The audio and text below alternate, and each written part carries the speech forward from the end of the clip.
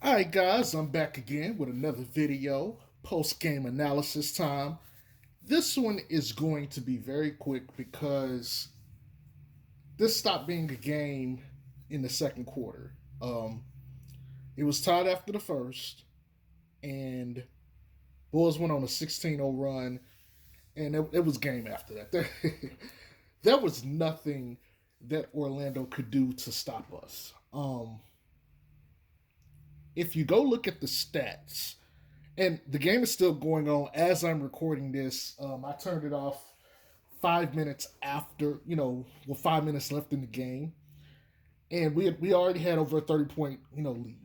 Okay, so I haven't finished watching the game, so I don't know what the final tally is going to be as far as stats and stuff is concerned. But from this point to where I had looked at it, we won in every statistical category except if not, I hope I don't forget or mess this up, but turnovers, no, not turnovers, I'm sorry, fouls. We had more fouls than them. And again, the foul stuff is starting to get on my nerves. It is really starting to get on my nerves. But we beat them in fouls. And I think we I can't remember what the other one is. It slips my mind. But anywho, I know we had more fouls than them, but basically we had them beat in all the other statistical categories. We shot like damn near 50% from three. Like we were just killing them. Okay, we got more rebounds. We had fewer turnovers. We shot higher percentages everywhere. Although our free throw percentages sucked, but theirs sucked too. But it's not really a lot. I guess you can point out here. Orlando is a very poor team, and I think most people expected what we did to Orlando to happen with Houston. Um, but to Orlando's credit, they're missing like a lot of guys. Markel Fultz, who a lot of people may not know, is still on this team. He signed that contract extension like a year before, and he hasn't played all year. Jonathan Isaac hasn't played. Etwan Moore is on this team. He hasn't played. Cole Anthony didn't play tonight. So they were definitely missing some bodies, some key important bodies, but it doesn't change the outcome. They couldn't do much. Now, Frank Wagner, I hope I said his last name right. He looked like a beast. He's the kind of player that every team wants. He's to me, and I said this online earlier. He is a wing Lonzo. He's a toolbox, and a lot of these European guys are coming over here as toolboxes. They could do a little bit of everything, but he's a toolbox to me. Watching him play, he can do a little bit of everything, and like I said, DeMar can't keep anybody in front of him. He did whatever he wanted with DeMar. Granted, DeMar is like giving up 4 inches to him, but no way some 6'10, you know, European player is supposed to come over here and basically shrug off DeMar DeRozan. I don't care. I don't care. And it should not happen. But at this point, he couldn't keep anybody in front of him if he tried, okay? But not just that, but Wendell Carter was giving it to Vooch. And I know Vooch has never been that great of a defender. I also know that he's just coming off of COVID. But them two giving it to us like they did or playing that great, like to me, no, this shouldn't happen. Now, to be fair, their front court is bigger than ours. Okay? And I favor front courts that are bigger than ours. But this this wasn't even a competition. Zoe had like 5 or 6 steals alone. Okay? They couldn't get anything going. Like Caruso and Zoe did their thing. Zach was solid. Um, and then That was it. Javonte Green is just out there, just jogging casually, because he's very good at that. Hey, but he's still a real nigga though. I don't care what nobody say. That's still my guy. All right, but he didn't do a damn thing out there. Okay, and I get it. People are saying, okay, we need to start DJ. Okay, well then who do you want coming off the bench? Now we got Kobe White back, and he had a very good game. He had 20 points. It may be more by the time this video is uploaded and posted because he was still playing. Okay, he's playing over 20 minutes tonight. He had 20 points, efficient 20 points. Best I've seen Kobe look on offense and defense. So I want to give him some love tonight too because I am on the trade him ASAP. I'm on that bandwagon, okay? But I want to give him credit because I don't want to sit here and make it look like I just attack players and whatnot. He played the best defense I've seen him play. Granted, there's nobody on that team really to defend. And this is the best I've seen him as an offensive threat all year. So I want to make sure he gets some love tonight. And while we're talking about the bench, we outscored their bench. We have over 30 points to their, it was like barely like 12 points. Now, obviously, this is going to change because the last 5 minutes the benches are playing. So, whatever. But, yeah, normally we're the ones with like the low scoring bench. And so, if Kobe White is going to give us points, one, I like it because it ups his trade value, which means we will get more. But not only that, we really need the bench productivity. Now, I don't want to get too much into the stats. DeMar and Zach had their 20 plus. Vooch had a decent number. He didn't get a double double, but he had enough points. Zoe had like 13. He missed a free throw. He actually tried to yam it in transition on someone going up for the block, and that I thought was impressive enough too. But yeah, there's really nothing else to talk about with this team as far as that's concerned. Now, I want to transition this conversation to another place. Um, I'm really, really bothered by the buildup and makeup of this team. And I'm going to put some thoughts out there. And I know people are going to offer pushback. I know people are going to disagree. Some people are also going to agree. I don't want to be super negative about this, but I want to be as balanced as possible as I can be about this, okay? So let's take it from the top. Nikola Vucevic. I'm going to go ahead and say it since nobody else is going to say it. He does not fit this roster. Now, wait a minute. Let me be clear. He does not fit this roster not because he's not good. He's still good. I think he's still a 20 and 15 dude, okay? I just don't think the style of play fits him. But you need Vooches on your team because he does all the things that you need for this team. He is the bailout guy. He is the fulcrum piece on the offense. What do I mean? They double Zach or they double DeRozan, okay? Now they kick it to Vooch. Vooch is a big man passer. You need a big man passer for this offense to flow and to work. Without Vooch, we saw that they didn't have that. I would have liked to see them go and put Lonzo there as the screener, which they did sometimes because he's the passer, and he can kind of circumvent that a little bit when Vooch wasn't there, but whatever. We're not going to get too much into that. Here's the thing. I don't think Vooch can keep up with this pace or this speed. And more importantly, could it be that him losing the weight that he had, because he's slimmer than he's ever been, could that be affecting his game? I don't know. But I really don't believe he fits the style of play for this team. And so I think eventually there's going to be, because his contract is up not this season, but the end of the next season.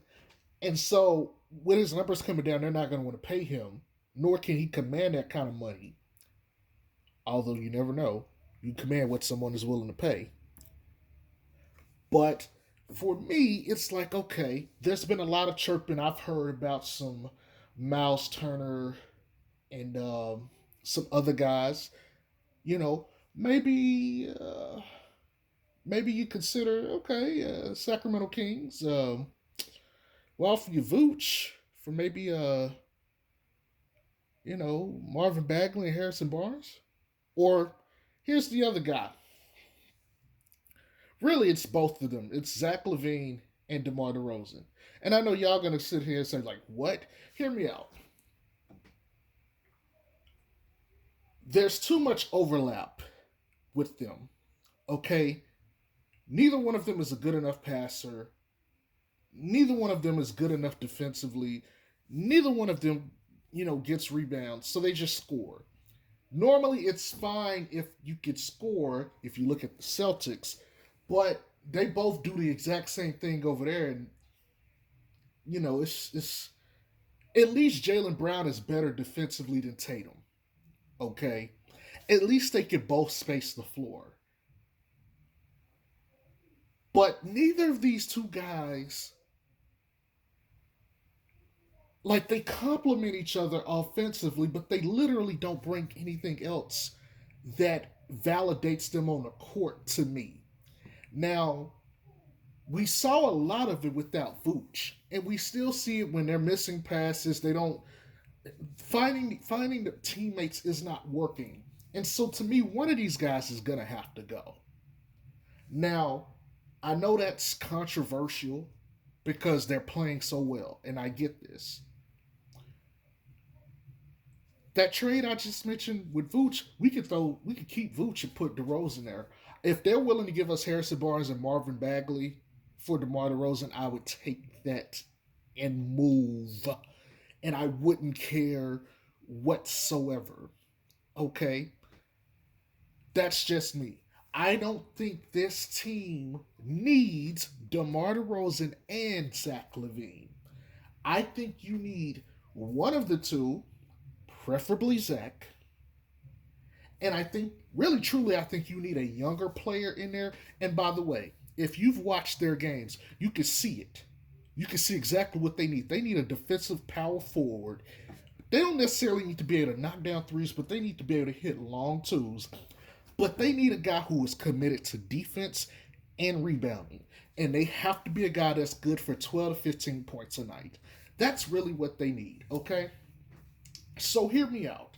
The reason I mentioned the Kings is because if you're going to go get the power forward Bagley and you're going to lose DeRozan, you don't necessarily have to have Harrison Barnes because you still got Pat Will. But maybe you find a way to make this a 3-team trade. Okay. And I'm not saying this has to be done this year. This could be done in the off season or the following year, whatever. Okay. I'm really not tripping on that. But I ultimately think what this team needs is it's gonna need, okay. And this is all depending on how this team is gonna go going forward. Because Zach and Zoe are secure. As far as I'm concerned. Like, they started off the game and they had the bulk of the offensive points for the team. Okay. Zoe had like 6 or 7 points, and like, he his stat line in the first quarter was amazing, like it always is. And then Zach LaVine was doing his thing too. I'm not concerned about the backcourt, although I mentioned Zach LaVine because ultimately him and DeRozan are the two pieces that I think are going to butt heads a lot simply because they don't provide anything else. I would much rather stay younger. I would much rather keep the backcourt, which means DeRozan is expendable to me. And DeRozan has the most value because he looks so much better. And honestly, that 28 million looks like a bargain for his production because he is getting MVP looks right now. And so you could go and market up, sell DeRozan, and get more back. Now again, depending on how you do this thing with the team, depends on the way this team is going to have to be built and made up. If we're assuming, first of all, let me just go ahead and put this out here. The only players on this team that are safe in my eyes, like if I was GM, Zoe, Zach, Caruso. Everybody else, and Ayo. Let me add Ayo. Those four, completely untouchable. Everybody else can be had for the right price. Now, what do I want if I because here's the thing, if I'm going to tell you guys I want to make some moves, this is what I want to give you guys. I want to break it down, okay? If we're going to move off of DeRozan and Vooch, who, by the way, are in their 30s, we need to get younger. So if I'm saying we're getting Marvin Bagley, if I'm saying we're getting Harrison Barnes, okay, you might say, well, Harrison Barnes is still old, whatever. Fine. He's still like 29, 30. He'll be okay. Okay? Marvin Bagley is the key. Because you could play him at center or you could play him at power forward.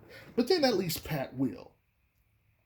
If you wanted to get rid of Harrison Barnes and say you don't want him, you can make it a 3-team trade and send Harrison Barnes wherever and get back the kind of player you really want to go alongside those two or go alongside your backcourt guards, right? So there's that avenue. But here's the thing: what are you going to do with Pat Will? Do you keep him? If you keep him, now he can play his real position, small forward. Now he's at his best. And if you get Marvin Bagley, now you got your power forward. Let me give y'all a little reminder. DeAndre Ayton didn't sign an extension.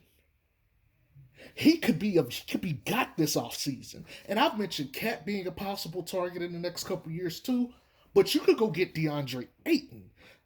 Let me go ahead and explain. Okay, Zach and Zoe, P-Dub, Bagley, and DeAndre Ayton, and every one of those guys is like somewhere between 22 and 26.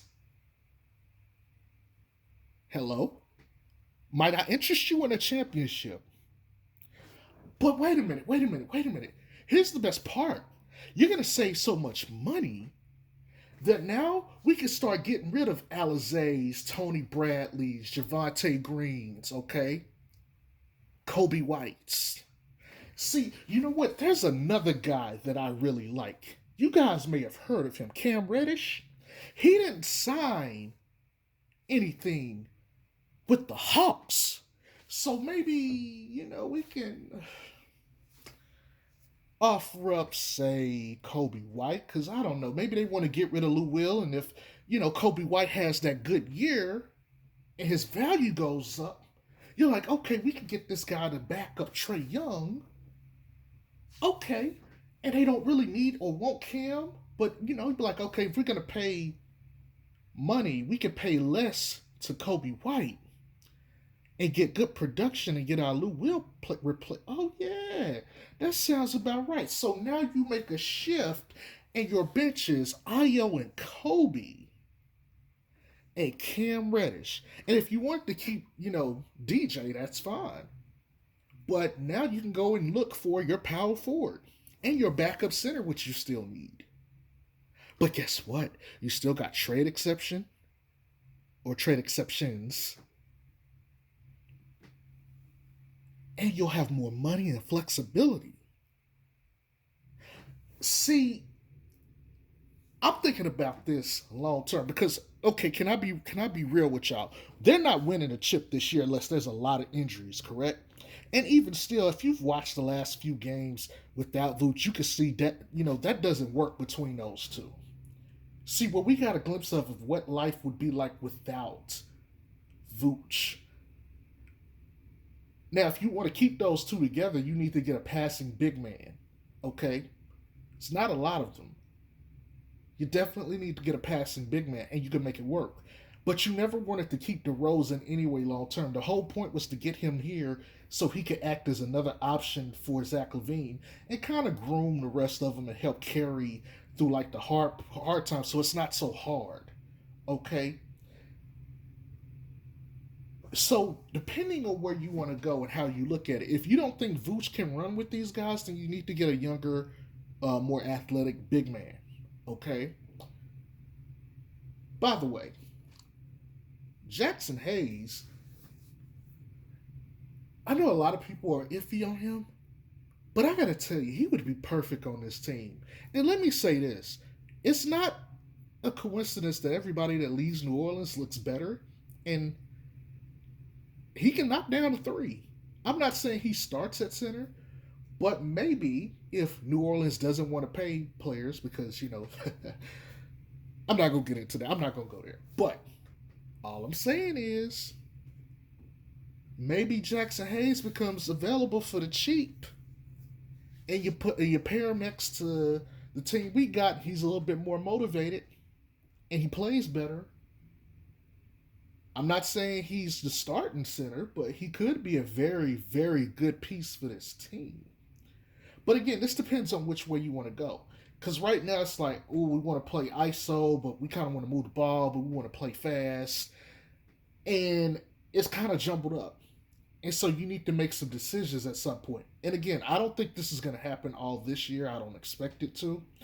The earliest that they can move players that they got from this year is December 15th. That's like 2.5 weeks away.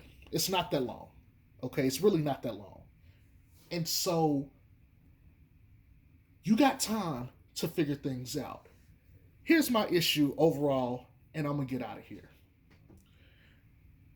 The problem with this team is outside of your major players, and I mean really the big four and Caruso, and I'm not including Ayo in this, and I'm not and I'm not including Pat in this. These two guys are taken out of the equation when I'm talking, when I'm discussing this, okay? So really, I should say truthfully the starting five and Caruso. So let's put them to the side. What does Alize Johnson do that's good? He just rebounds. He does nothing else. What does Javonte do that's good? I mean, he plays defense when there's somebody his size, but when he's undersized, not really. Okay. What does Kobe White do? He just scores. Well, you just said he played. Yes, that's one game.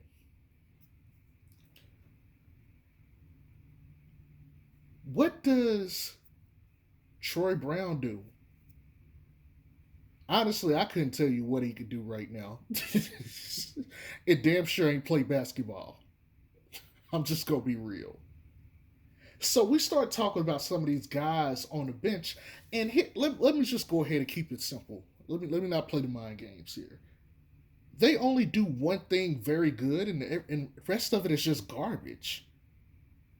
And so, what's the point of having DJ and Green on the roster when they're pretty much the same player?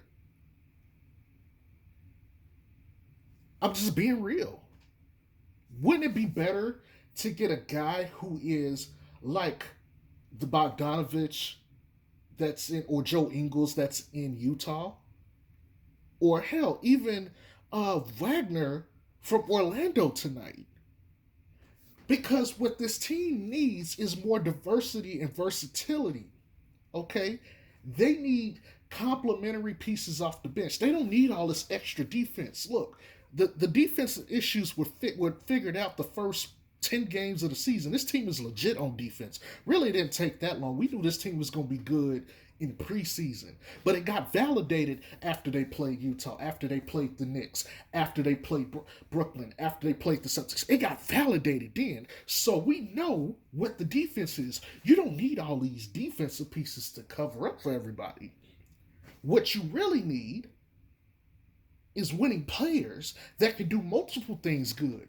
And yes, you're going to have to. Here's the problem: the Bulls are top heavy financially. They paying Zoe and Zach is about to get paid this offseason, right? You just gave $28 million to DeMar DeRozan. You got 22 going to Nikola Vucevic. That's $50 million alone. $50 million alone. And then you got another, let's see, Zoe's getting 18 this year. Zach is getting 19, so that's 37. That's $87 million just in those four. And I think P Dub is getting like somewhere between 6 and 8 million. So 100 million is in your starting five. Where is the money going to come from to pay players? You're paying Caruso another $9 million. That's $110 million. That is $110 million. So you're going to have to come off of some of that money to get money to pay other players or get other talent that you need. So if the future is the Bruins backcourt and Caruso and Ayo, who has shown that he could play defense even though his offense may not be as good as Kobe's, if that's what you're going with, why not trade off the other older pieces that don't really fit? And even in this, you can keep Pat Will, and he can play his real spot, which he'll be great at, and go get the players you need. Now, I know I said this video wasn't going to be long, and I kind of went on my little rant and my little tangent, but that kind of happens sometimes. Y'all got to bear with me, okay? But I'm just going to keep it 100, man. This team going to need some changes. And y'all might say, look, man, it's only been 20 games. You're absolutely right. It's only been 20 games, but I have seen enough. Maybe you guys view it the same way. And you know what? I'm willing to listen to your arguments. I'm listening to hear whatever you have to say and take it into consideration. And if someone makes a very good point, I would gladly come back on here and say, you know what? And I would shout you out and say, this specific person here said this. I didn't think about it that way. Good point. I'm going to respect that. I'm going to walk back, my entire take or these particular parts of the take. But this is just me. This is the way I think basketball. Now, there's other players out there. There's other teams. I mentioned the Kings because that was the first one on my mind. But there's plenty of other trades and deals that can be made out there. It doesn't have to be that way. It doesn't have to go that way. But I think if you ultimately want to play fast and run, you got to get rid of your old legs. If you're going to be half court centric, you need veteran players. Either way, you need more talent off the bench because you can't come up in there getting like 12 to 15, actually, that's wrong. Getting like 22 points per game off of your bench. They really need to be like 30. So where's that 30 going to come from? Because DeRozan ain't giving the ball to anybody when he's in there. And the reason that the ball got passed around tonight was because they was getting steals and he didn't get to touch the ball as much with the second unit. That's why people was getting shots. Because they don't respect those guys. They don't do anything. And you might say, well, maybe if you trade Vooch and get, another guy and some talent off the bench, maybe DeRozan plays a little different. We could see that. But are you willing to wait and test that out? I'm not. I've always had an issue with this team in their front court depth. And that hasn't changed. But I can see exactly what they want to do and how this team wants to win. And I can only hope that you guys do too. And if not, I hope this video convinces you otherwise. But anyway, let me get off of here. I want to hear what you guys think. I hope y'all have a good night. Peace.